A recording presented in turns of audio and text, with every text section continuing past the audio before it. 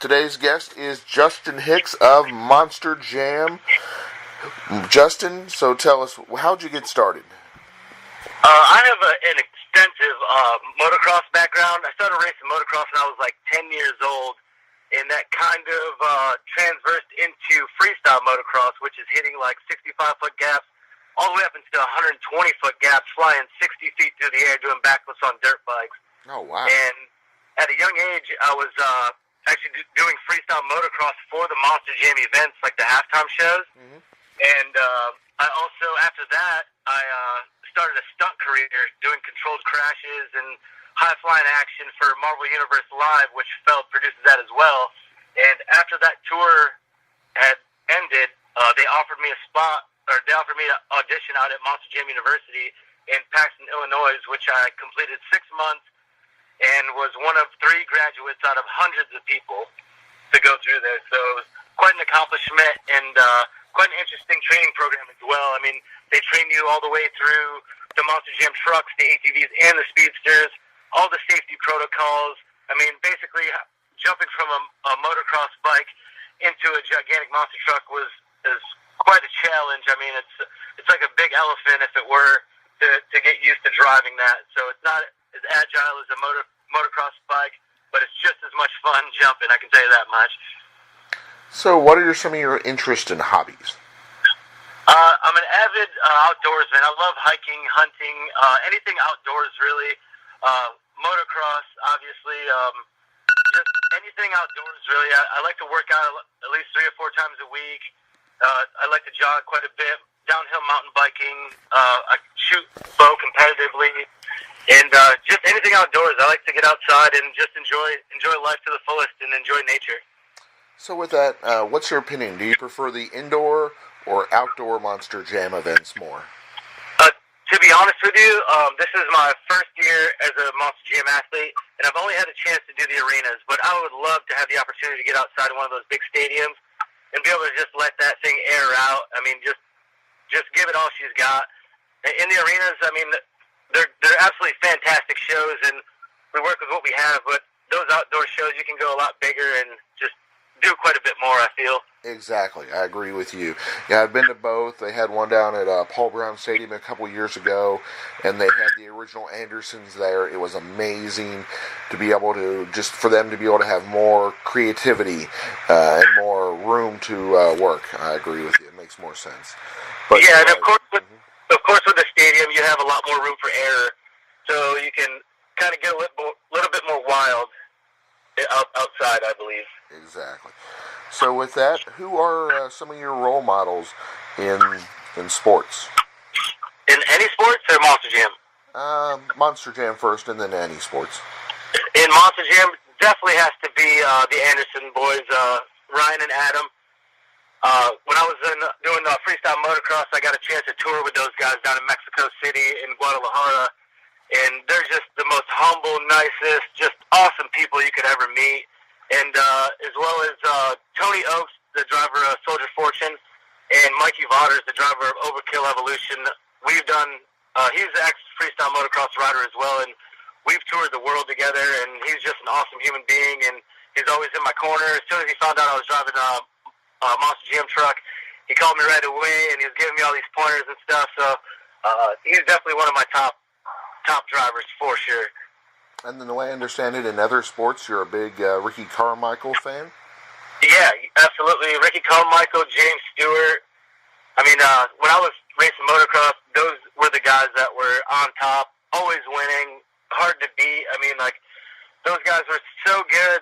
I believe Ricky Carmichael went almost 2 seasons without losing one single race, and that kind of motivation and determination is what drove me to accomplish what I have in life, to be honest. Watching those guys week in and week out, I just wanted to strive for better, be better, and just do as best as I could in any aspect of my life. So I believe that has helped me out throughout my life. So what are some of your pre-show rituals? Pre-show rituals, I always put my left knee brace on first. I had a bad break back in like 2010, 2011, where I had a bad accident on my freestyle motocross career, and I kind of favored that left side, I believe. But other than that, I do 10 push-ups and drink usually a Monster Energy drink, and I'm ready to rock and roll, and hopefully more rocking than rolling. Excellent. So, what got you to be the Pirate's Curse? To be honest with you, I didn't really have a choice in the selection of truck, but I believe it fits me in some ways. I mean, I like the ocean, I like the deep seas, and I like to call my buddies mate, so I believe it's appropriate. Excellent.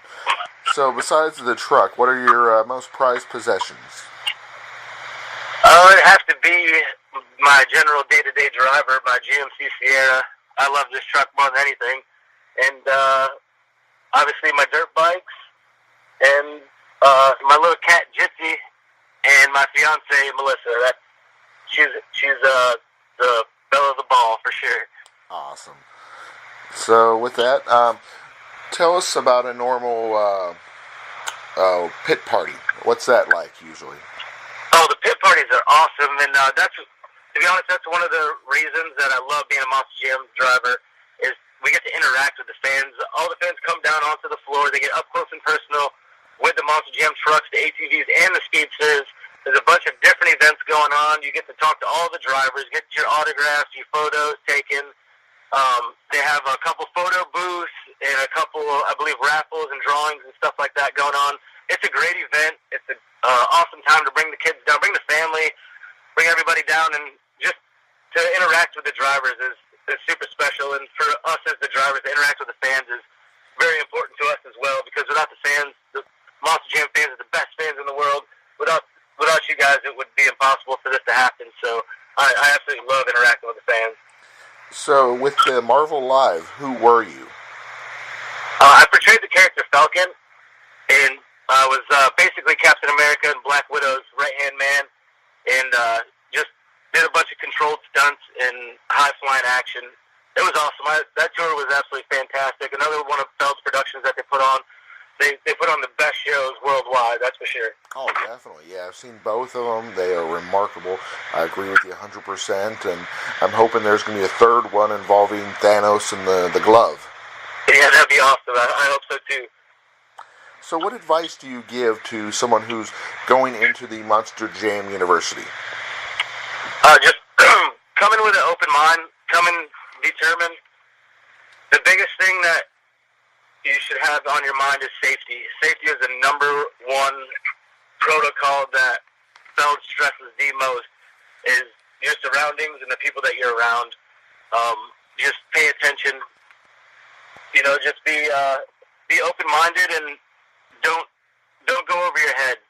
Just tread in the water where you belong, and then you'll find yourself in deeper water, and you'll be able to swim easier. So, who do you have for the tournament? Who do you think's going to win?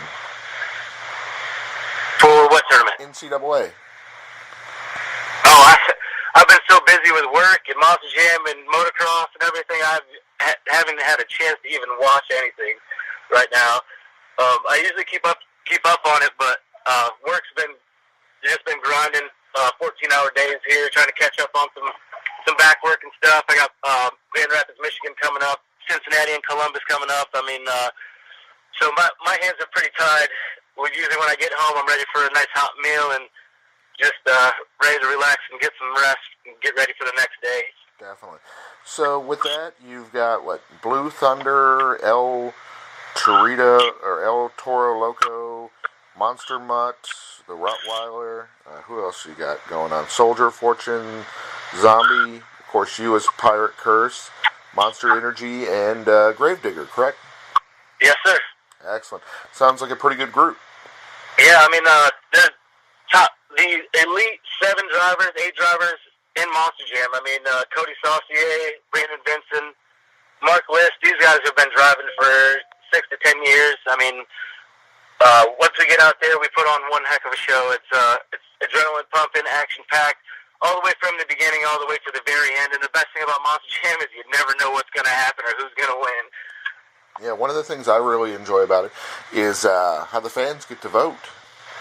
Yeah, that's a really cool feature that they've added in, and it can go one of two ways. It can go for you, or it can go against you. I mean, a lot of the fans vote for the the bigger name trucks such as Gravedigger or El Toro Loco, and me being Pirate's Curse, I don't always feel like I get the due diligence that I deserve. But I mean, it's a pretty awesome feature. I mean, it gives me motivation to get out there and throw down a burner of a run, and to get that many more votes. So I mean, it's a pretty cool feature. The fans are in control, and you know, you slide that BKT tire up to 10 or slide it down to 0, whatever you choose.